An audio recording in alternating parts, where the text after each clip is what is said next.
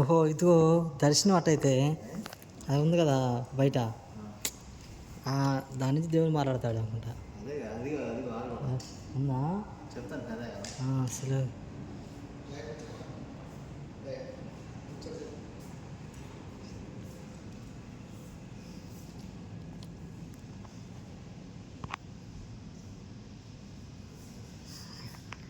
ఒళ్ళంతా జలరెత్తుంది కదా. లేదా మొత్తం ఇది ఎట్లా నీకని ఇట్లా జలరేస్తుంది.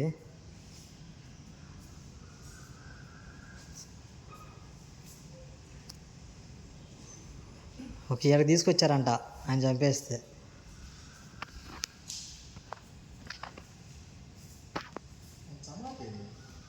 ఇదే కింద ఇదే సమాధి ఇక్కడ తీసుకొచ్చి పూజ చేశారు వాళ్ళ శిష్యులు అంట.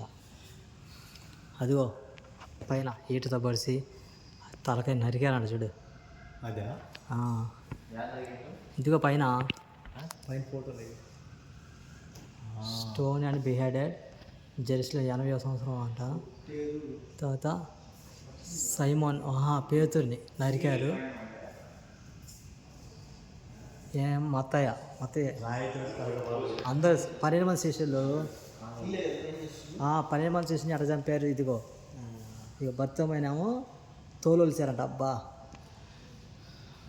ఈయనేమో Matthew stake and spear to the ground Ethiopia.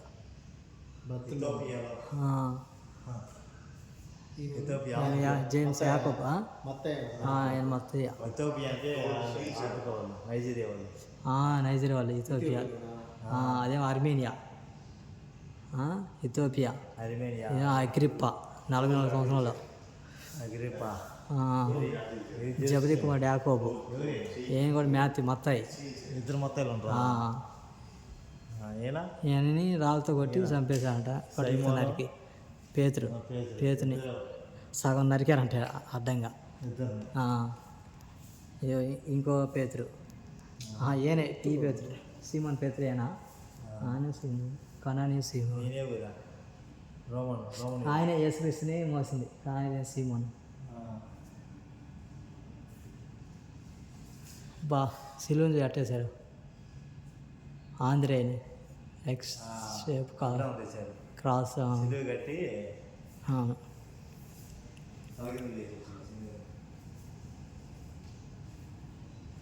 యోహానేమో తల నరికిచ్చారా. అబ్బో కాగే నూనెలు వేసారంట. యోహాన్ ఆయన పిలుపు ఎలా తీశారు సెలవుకి. పోలీస్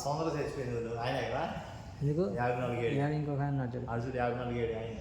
ఇంకా 40 ఉంది. ఇదిగో ఇక్కడ 44.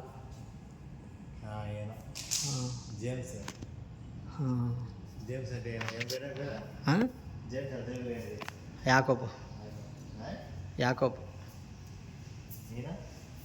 ఆయన థామస్ 72 సంవత్సరం చనిపోయారు.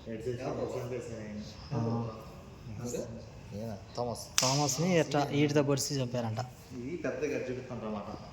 ఆయన ఆ నుంచి పారిపోయి వచ్చారంట. చిన్న కొండ వల్ల ఆ నుంచి పారిపోయి ఇక్కడికి వచ్చారంట.